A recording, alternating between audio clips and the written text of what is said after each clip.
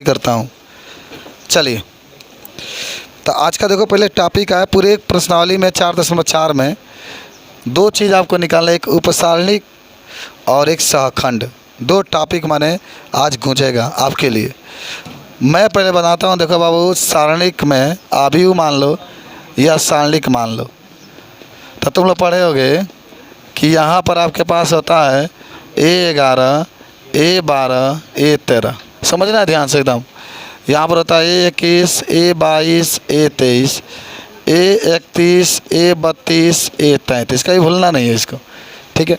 अच्छा, 11 का मतलब होगा पहला पंक्ति पहला स्तंभ, पहला पंक्ति दूसरा स्तंभ, पहला पंक्ति तीसरा स्तंभ, दूसरा पंक्ति पहला स्तंभ, दूसरा पंक्ति दूसरा स्तंभ, दूसरा पंक्ति तीसरा स्तंभ, तीसरा पंक्ति पहला स्तंभ, तीसरा पंक्ति दूसरा स्तंभ। माने पहला पंक्ति होता है दूसरा स्तंभ को बताता है।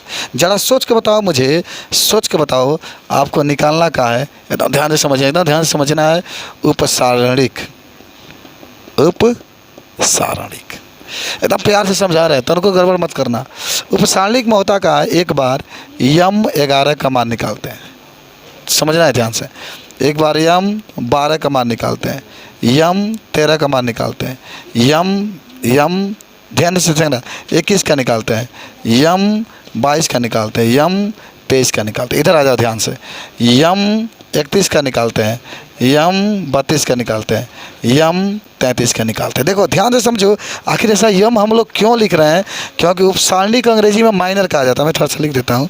उपसारणिक अंग्रेजी में माइनर कहा जाता है, माइनर कहा जाता है, इसीलिए हम इसको यम से प्रदर्शित करते हैं, ठीक।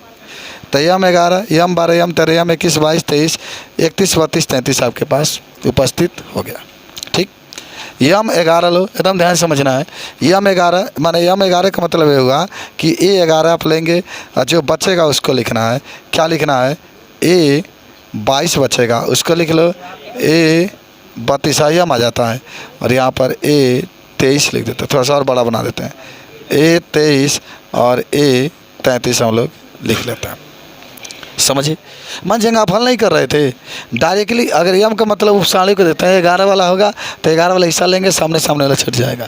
सेम वहीं 12 वाला ले लो, 12 वाला ले लो, तब 12 वाला लोगे तो ये छूट जाएगा ऊपर, तो A21 हो जाएगा, A31 हो जाएगा, A23 हो जाएगा, A33 हो जाएगा। अब ये जब 13 वाला लेंगे तो ये वाला दोनों ये बचेगा। जब 13 वाला लेंगे तो A21 A31 A22 और A32। अच्छा, अब 21 वाला लेंगे, ये वाला हिस्सा 21 वाला, तो ये छूट जाएगा A12 A32 A13 A33। अच्छा, अब 22 वाला लेंगे तो A11 A31 और A13 और A33। देख लेना ध्यान से। और जब 23 वाला लेंगे, यही 23 है, तो ये वाला दोनों बचेगा, ये नहीं बचेगा, ये वाला छूट जाएगा, ये वाला छूट जाएगा। तो A11 बड़ी ध्यान से देखा जाता है इसको, A31 A12 और A32। इतना आया। टोपी निकाल दो मर्द। हाँ हाँ, तब स्टूडेंट चिन्हाता रहा। चला गया, लिखा था नहीं कलम वलम निकाल के, बाकी ना कलम कापी।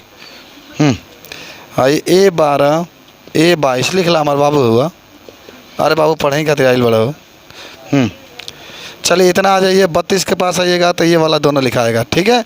सामने वाला छूट जाएगा, नीचे वाला छूट जाएगा, तो A11 और A21 हो जाएगा, और A13 और A23 हो जाएगा।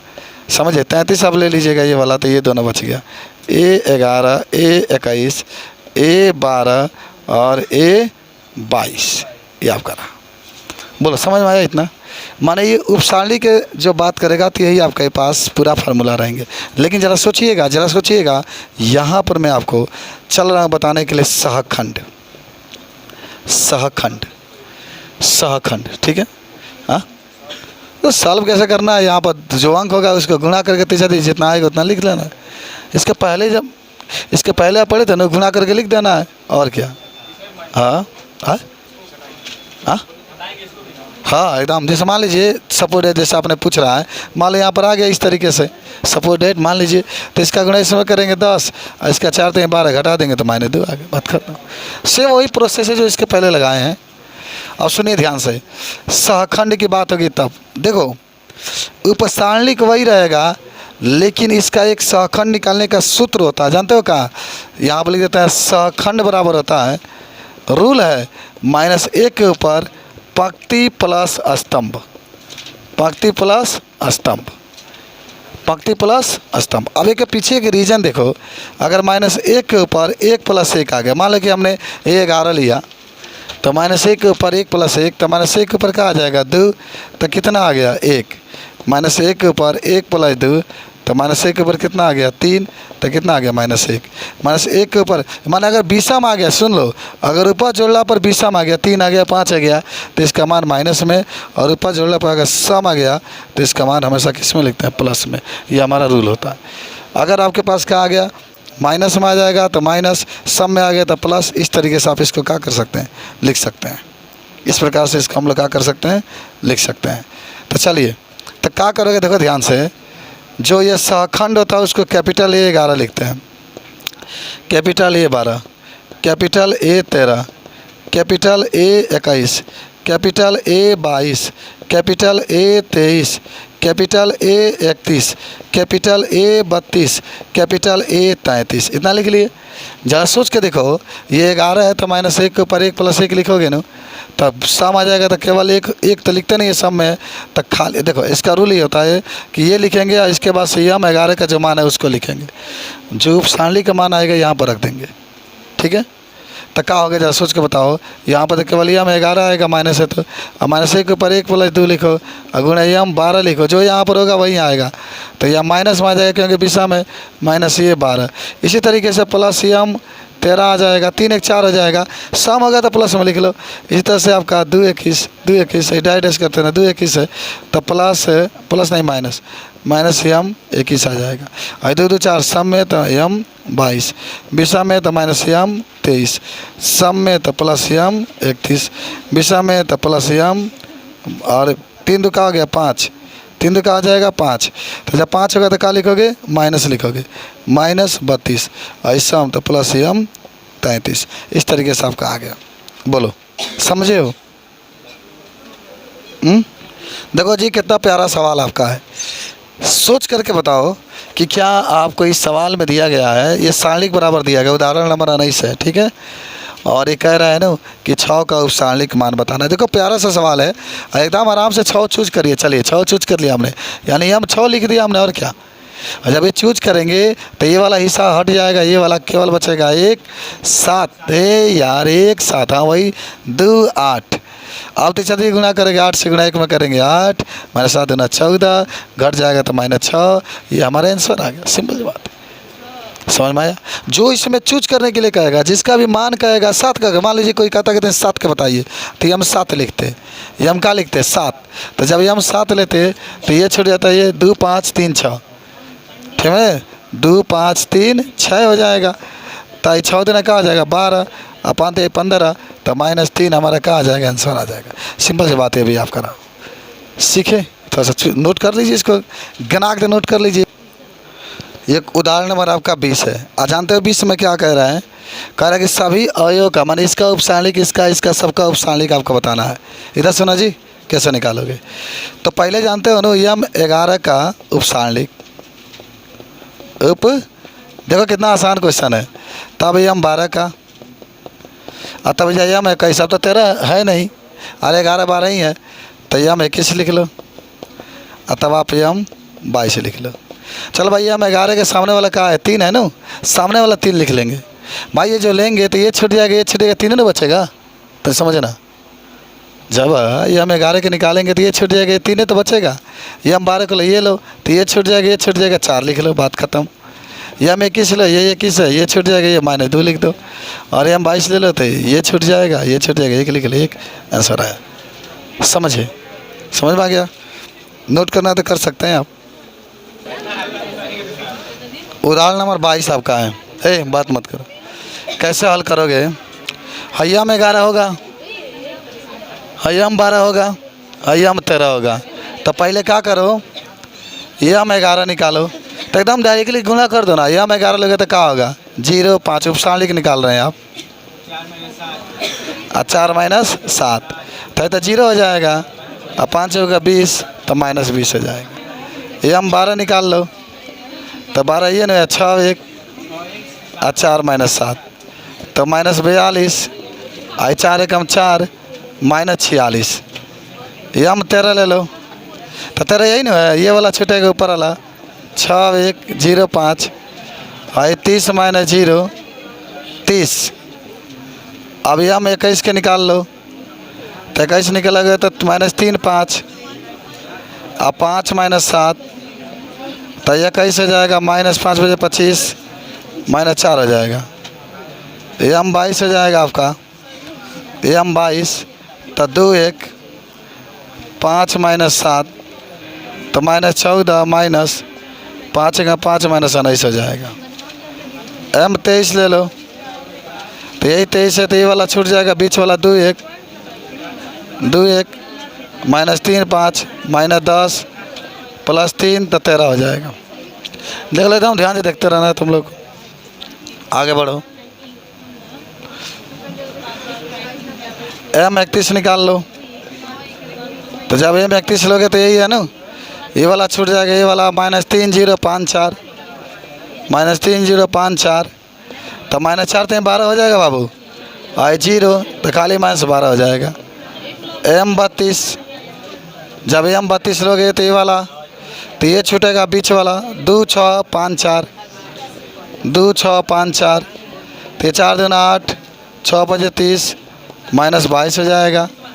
यम 33 ले लो, तो यम 33 ले लो, तो 2 6 -3 0 2 6 -3 0 और 0 अब +18 हो जाएगा, 18 आ जाएगा। समझे, सेम वही प्रोसेस आपका है। अब सुनो ध्यान से, ए 11 एक बार निकाल लो, ए 12 निकाल लो, ए 13 निकाल लो, ए 21 निकाल लो, ए 22 निकाल लो, ए 23 निकाल लो। इधर आ जाओ, ए 31 निकाल लो, ए 32 निकाल लो, ए 33 निकाल लो, ठीक है। अच्छा 11 वाला क्या है ना, देखो आई 1 1 प्लस होगा तो प्लस दे दो, ये 2 1 तो माइनस दे दो, ये प्लस है तो प्लस, ये माइनस, ये सहखंड निकाल रहे हैं, समझ रहे हो, सहखंड, ये प्लस, ये बीसा में तो माइनस, ये प्लस, ये माइनस, ये प्लस। अब एक मतलब होता है यम 11 वाला, यहाँ भी यम 12 वाला, यम 13 वाला, यम 21 वाला, यम 22 वाला, यम 23 वाला, यम 31 वाला, यम 32 वाला, यम 33 वाला, पूरा मान ये रखा जाए, ठीक बा। तो यम 11 का मान कितना आया है, -20 तो -20 रखो। यम 12 का मान -46 रखो। यम 13 का मान 30 रखो, आई रख दो, आई माइनस में प्लस हो जाएगा, +4 हो जाएगा। आई यम 22 का मान कितना रखोगे, तो यम 22 का मान -19 आया तो -19 रख दो। यम 23 का मान 13 बात है, 13 रखा जाओ यहाँ पर। यम 31 का मान यहाँ पर आया है -12 तो -12 रख दो यहाँ पर, ठीक है। और यम 32 का मान तो माइनस में प्लस हो जाएगा, 22 रख दो, ठीक है। और यम 33 का मान 18 रख दो, तो ये हमारा आंसर है। यही है सहखंड। इसको तो नोट कर ले एक सवाल का तुम लोग। आइए चलिए, ये क्वेश्चन आपसे कहा गया है, देखिए ध्यान से, कि एक चालक पर समान अवस्था में 5 इलेक्ट्रॉन है तो इसका आवेश बताइए। सब लोग एकदम ध्यान से सीखो, क्या कहा क्वेश्चन में, 5 इलेक्ट्रॉन है। पहले ये बात समझो, 5 इलेक्ट्रॉन है। इलेक्ट्रॉन की संख्या कई अंश से प्रदर्शित करते हैं। क्या पूछ रहा है बाबू, आवेश, आवेश को क्यू से प्रदर्शित करते हैं ना, एकदम ध्यान से देखना है। तो कैसे हल करोगे, जब हल करोगे तो क्यू बराबर क्या होता है, यानी, सब लोग समझो क्यू बराबर यानी। अच्छा समझे कि सर क्यू बराबर यानी ला कहाँ से दिए यार, इसीलिए पढ़ाया जाता है कि जब इसकी आवश्यकता हो तो आप जाने कि कहाँ से आ गया, ये फार्मूला होता है। क्यू आपका वैसे ही रखेंगे, जहाँ या ने तहाँ का दे दिया है 5, आराम से 5, और जहाँ ई है 1.6 × 10 के -19, 16 5 का आ जाएगा 80, 8.0 × 10 के -19, और आगे का लिख देंगे गुलाम, और ये हमारा कहाँ आ जाएगा आंसर। बोलिए आपको समझ में आया क्या, सब लोग समझे। थोड़ा सा एक में उसको भी सीखना है आज, ठीक है, सबको सीखना है आज। हाँ तो क्वेश्चन क्या कहा जरा सोचते हैं हम लोग। क्वेश्चन ये कह रहा है कि यदि, कह रहा है देखो, यदि एक तार में 10 एम्पियर की धारा बह रही है तो प्रति सेकेंड इलेक्ट्रॉनों की संख्या आपको क्या करना है, बताना है। पहले समझिए सब लोग। देखो जब ये 10 एम्पियर की बात करेगा तो क्या दे दिया है, आई। सब लोग जानते होंगे 10 एम्पियर की बात करेगा तो आई ही दिया है, इसमें कोई संदेह नहीं है। और प्रति सेकेंड है तो टी का मान 1 सेकेंड दे दिया। प्रति सेकेंड का मतलब टी का मान 1 सेकेंड। और क्या पूछा, इलेक्ट्रॉनों की संख्या, तो इसका मतलब यन आपको निकालना है। यन आपको क्या करना है, निकालना है। ये आपका टी दे दिया है और आपका ई दे दिया है। पूरा डाटा जो दिया है उसको लिखते हैं और आपको अब यहाँ से तय होगा कि कौन सा फार्मूला हम लोग यूज करेंगे। पहले हल लिखते हैं। देखिए तो आई का मान कितना दिया है, 10 एम्पियर। अच्छा केवल ए भी लिख दोगे तो एम्पियर का आएगा, 10 एम्पियर का आएगा, ठीक है। और टी का मान कितना दे दिया, 1 सेकेंड, ठीक है। आई एन आपको निकालना है और ई का मान है 1.6 गुणा 10 के माइनस 19, ठीक। अच्छा याद करो, आई बराबर आप पढ़े थे क्यू बाई टी। अरे आवेश प्रवाह की दर को धारा कहते हैं ना, तो आई बराबर क्यू बाई टी। क्यू का मान कैसे निकलेगा, क्यू तो दिया नहीं है इसमें, कहीं देख रहे हैं, तो क्यू बराबर यानी आप पढ़ते हैं ना इंटू टी।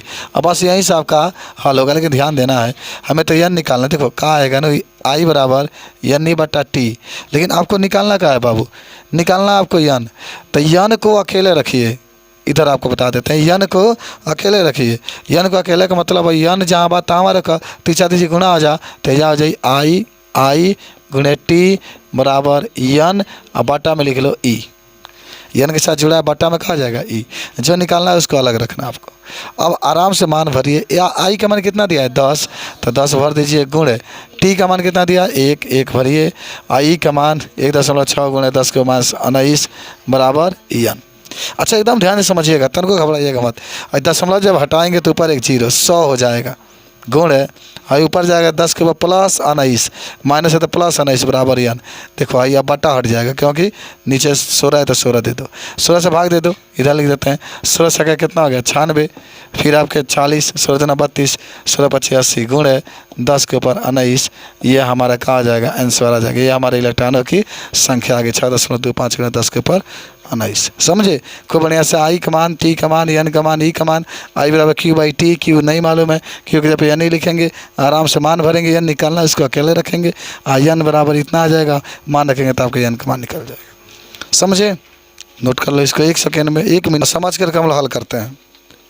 का क्वेश्चन में कहा है, कह रहा है कि किसी विद्युत बल्ब के तंतु में 0.5 एम्पियर की धारा बह रही है। इसका मतलब किसका मान दिया है, आई का। सब लोग देखो यार, आई का मान दे दिया, 10 मिनट तक दिया। किसका मान है, टी का मान है। और आवेश पूछ रहा है तो इसका मतलब क्यू का मान पूछ रहा है। सवाल से ही तय हो जाता है कि हमें क्या सूत्र है। और धारा किससे कहते हैं, आई बराबर क्यू बाई टी। जैसे हल करोगे तो पहले सुनो, पहले डाटा लिखो क्या दिया है। आई का मान दे दिया है 0.5 एम्पियर और टी का मान दे दिया है 10 मिनट। अच्छा बाबू, सबसे फिजिक्स में मैं आज भी आपसे बात की थी कि जब भी मिनट में हो चाहे घंटा में हो तो इसको 60 से गुणा करो। माने मेन एक फोकस होता है कि सेकेंड में आपको बदलना ही है। तो 1 मिनट में कौन सेकेंड, 60 से गुणा कर दो, तो 10 गुणे 60 बराबर 600 सेकेंड आ जाएगा। ये किसका मान आ गया, टी का। क्या पूछा था, आवेश कहा था, तो मैं क्यू का मान आपसे पूछ रहा है। और क्यू बराबर पड़े ना आई गुणे टी। आज भी मैंने आपसे बात किया था इसी पर सुबह के समय। पहला क्वेश्चन यही था वैद्युत आवेश के मात्रक में। तो आई के मान भर दो 0.5 और टी के मान भर दो 600, ठीक है। तो ये काम करना है और 2 जीरो उतार देना है और 6 5 का आ जाएगा 30, लेकिन एक अंक बाद दशमलव लगेगा तो यहाँ दशमलव लग जाएगा, यानी 300 कूलाम आपका आंसर आ जाएगा। बहुत आसान क्वेश्चन था। कितना आ गया, 300 कूलाम। नोट कर लो इसको, ठीक है। तो देखिए क्वेश्चन का आपसे कह रहा है ना, क्वेश्चन आपका ये कह रहा है कि किसी वैद्युत चालक में, ये नहीं है, ठीक है, 3.75 गुणे 10 के ऊपर 20 इलेक्ट्रॉन प्रति मिनट की दर से बह रहे हैं, तो वैद्युत धारा निकालना। का आप समझे, जरा सोचो का दिया। पहले तो इलेक्ट्रॉन कह रहा है ना, तो यन का मान दे दिया। ये किसका मान दे दिया, यन का। प्रति मिनट कह रहा है तो क्या किसका मान दे दिया, टी का। चलिए, और धारा करे तो किसका मान निकालना, आई का। और ई का मान इतना दिया, बन गया। सवाल पढ़िए, डाटा निकलेगा। बहुत अच्छे तरीके से हल करते हैं इसको। आप लोग सीख लीजिए, सब लोग गिरीबी गन वाले, कैसे कैसे हल हो रहा है। मोबाइल होगा तो जा करके आप वीडियो एक बार देख लीजिएगा सुबह के टाइम में, ठीक है। चलिए, एन का मान आपका है 3.75 गुणे 10 के ऊपर 20 आपका हो गया। प्रति मिनट है तो टी का मान 1 मिनट आपका है, तो कितना लिखेंगे आप, 1 गुणे 60, तो बराबर कहा आ जाएगा 60 सेकेंड हो जाएगा, 60 सेकेंड हो जाएगा, और वैद्युत धारा आपके आई का मान आपसे पूछा जा रहा है, ठीक है। और ई बराबर आपका है 1.6 गुणा 10 के ऊपर माइनस 19, ठीक है। इतना डाटा आपका हो गया। क्या निकालना है? आई। तो आई निकालना सिंपल ही बात है कि आई जब निकालना है तो आपको जो यूज करना है, आई बराबर क्या होता है? Q by T. अरे आवेश प्रवाह की दर को वैद्युत धारा कहते हैं, क्यू बाई टी हुआ। क्यू आपको मालूम नहीं है तो एन ही रख लो, बटा में टी रखो। एन का मान तो दिया ही है ना, 3.75। तन को घबराने की बात नहीं है, केवल आप मान रखिए, गुणा लगाइए। ई का मान आपके पास मौजूद है 1.6 गुणा 10 के माइनस 19, बट्टा में जहाँ टी है वो मौजूद है आपके 60 है ना, 60। अच्छा आप तन ध्यान दीजिएगा, इसके आगे बताएं क्या आपको, इसके आगे क्या करना है। देखो ये दशमलव हटा दो, 7.5 गुणा 10 के ऊपर, अच्छा 20 में से 19 घट जाएगा, एक 20 प्लस में 19 माइनस में तो 16 लिख लो। और जब घटेगा तो केवल 10 के ऊपर 1 बचेगा, और नीचे 60 है तो 60 बचेगा। गुणे दशमलव के बाद 2 अंक है तो 2 का 0, दशमलव के बाद 1 अंक है तो 1 का 0, ठीक है। ओके, 1 0 से 1 0 कैंसिल, साफ हो गया ये। अब आपको चाहो तो 25 से काट लो, 25 से काट लो, 25 से काटोगे तो 25 से का 25, 12 बचेगा, 125, 25 बचे 125 हो जाएगा। तो इसको भी 25 से काटना पड़ेगा ना 4 बार में, 4 से भी कट जाएगा, 4 चौके 16, ये भी कट जाएगा 15 बार में। लो तो पूरा कटिएगा, ये कहा जाएगा 1 एम्पियर आपका आंसर आ जाएगा। अच्छा देखिएगा बहुत गौजी आ गया होगा काटने में, आप अपने एक्स्ट्रा से काट लीजिएगा, नहीं काटते तो पूरा गुणा करके भाग भी दे देंगे तो आपका आंसर आ जाएगा, ठीक है। नोट कर लो इसको, देखेंगे। क्वेश्चन ही कह रहा है, सुनो, कि एक तार के सिरों के बीच विभवांतर 1.5 वोल्ट है। विभवांतर का मतलब क्या दे दिया है? भी। आराम से समझो ना, कोई दिक्कत नहीं है बाबू, ये भी का मान दे दीजिए ना 1.5 वोल्ट, ठीक है। इसमें चलो भी लिख सकते हैं आप चाहे तो, वोल्ट है तो भी। धारा का मान 20 सेकेंड में इतना जूल। अच्छा ये टी का मान दिया है ना, सेकेंड कह दिया ना, सेकेंड तो टाइम है, ये जूल कह दिया तो समझो डब्ल्यू का मान है। और धारा पूछ रहा है तो आई का मान आपसे पूछ रहा है। बहुत प्यारा सवाल है। अब तो समझ में आ रहा होगा क्वेश्चन में कैसे क्या माना जा सकता है, ठीक है। अच्छा हल करो इसको, आओ देखो क्या क्या दिया है। पहले भी का मान तो 1.5 वोल्ट दे दिया, इसको लिख लो, कोई दिक्कत नहीं, कामा कर दो। आई टी का मान 20 सेकेंड है, इसको लिख लो, कोई दिक्कत नहीं, ठीक है। और ये 15 जूल है तो डब्ल्यू का मान लिख लो 15 जूल, कोई दिक्कत नहीं आपका। चलो इतना तो सब लोग जान गए। क्या निकालना है? आई। आई बराबर पहले बताओ होता क्या है, एकदम ध्यान से समझना। आई बराबर होता है क्यू बाई टी। आई बराबर क्यू बाई, अच्छा चलो ना, क्यू टी तो मालूम है आपके, टी की जगह पर 20 लगेगी, क्यू नहीं क्या मालूम? क्यू मालूम है? नहीं, क्यू की जगह पर दूसरा दे दिया भी और ई डब्ल्यू। तो अब हमने के देखा ले कि आखिर क्यू में भी और डब्ल्यू कहीं आवे लगा, तो पढ़ लग बोलेंगे भी बराबर डब्ल्यू बाई क्यू, पी बराबर डब्ल्यू बाई क्यू।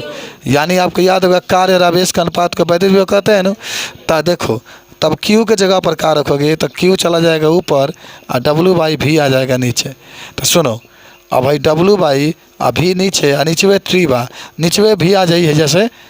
अब सवाल में समझो, जिससे कहने का मेरा मतलब है कि Q तो दिया नहीं है, तो हमें ऐसा सूत्र बनाना है Q का जिसमें V और W दोनों हो, क्योंकि V और W दिया है तो उतारना चाहिए ना। तो इसलिए हमने कहा कि यार Q की जगह पर W बाई भी, तो W बाई भी Q हट गया, T पहले से है तो पहले T लिख देंगे। अब आपको डायरेक्टली यहाँ से मान भर देना, आंसर आ जाएगा। चलिए तो जहाँ W है तो कितना भरे भाई का 15 बट्टा में V का मान 1.5, आई कितना है 20, और सुनो 15 लिखो, दशमलव हटाओगे बाबू तो ऊपर एक 10 चला जाएगा। देखो यही तो रूल है। हाई 15 वही लिखो, अगुणे 20, 15 से 15। अच्छा आई काट देवे ना तो 2 बार में कटेगा, 1/2। अच्छा भाग दे देगा तो 0.5 एम्पियर आ जाएगा। एम्पियर, एम्पियर आपका क्या आ जाएगा आंसर? कितना प्यारा सवाल था। क्या हुआ? बिंदु ए से बी की ओर 10 के ऊपर 8 इलेक्ट्रॉन, देखो 10 के ऊपर 8 इलेक्ट्रॉन, इसका मतलब किसका मान दे दिया? एन का ना भाई, ये इलेक्ट्रॉन कह रहा है तो एन का मान दे दिया। हाइट सेकेंड कह रहा है तो टी का मान दे दिया। और वैद्युत धारा का मतलब किसका मान निकालना है? आई का। बहुत सिंपल सा क्वेश्चन है। देखो विपरीत चलता, अगर ए से बी इलेक्ट्रॉन चलता है, कल भी बात किए थे आप, तब बी से आपके धारा चलेगा। तो हल करिए इसको, ठीक है, क्या करिए हल करिए। 10 के ऊपर 8 इलेक्ट्रॉन तो एन बराबर 10 के ऊपर 8, और यहाँ टी बराबर 10 के ऊपर -4 सेकेंड आपका रहेगा। 10 को -4 सेकेंड। आपको आई का मान आपको क्या करना, निकालना, ठीक है। तो आई बराबर होता क्या है ना, क्यू बाई टी होता है। और क्यू तो आपको मालूम है ना, ये तो क्यू के जगह पर एन ही रख लें, और इसलिए तो दिया है ना एन, तो एन का भर लो 10 के ऊपर 8। आई कमान दिया हो चना दिया हो मालूम है 1.6 गुना 10 के माइनस 19 और नीचे टी है तो 10 के माइनस 4। तो सुनो ये 0.6 लिखो गुणे 19 में 60 घटा दो 10 के माइनस 11 गुणे ये ऊपर लेके जाओ 10 के ऊपर प्लस 4 हो जाएगा। देखो नीचे वाला जब भी होगा ना तो इसको हमेशा ऊपर कर दो प्लस में हो जाएगा। तो कितना आ गया 1.6 गुणे 10 के ऊपर माइनस 7 एम्पियर आ जाएगा आपका आंसर। ये बड़ा पढ़ लो बाबू। अच्छा बोर्ड के पेपर में साइंस का पेपर होगा थोड़ा थोड़ा आपको समझ में आएगा। बन गया आपका इसमें। चलो कभी नहीं भुलाओगे तुम लोग। देखो बाबू आओ समझो एकदम ध्यान से। क्या दिया तार की लंबाई दिया तो चलो एल दे दिया। तार का क्षेत्रफल क्या दे दिया आर। हाई प्रतिरोध कहता है तो समझा कि R1 का मान दिला बा और लंबाई अब दूसरा का ही कहता है समझा कि L1 का मान है हाई A1 का मान है और L2 का मान है हाई A2 का मान है। आई में R2 का मान पूछा था बात खत्म समझे। तो सुनो कैसे हल करोगे मैंने यहाँ पर लिखेगा ना पहले तार के लिए एकदम ध्यान से देखना पहले तार के लिए पहले तार के लिए। अब बताओ पहले तार के लिए जब लोगे तो क्या होता है रो बराबर एक पड़ेगा ना R गुणे A बटा में L।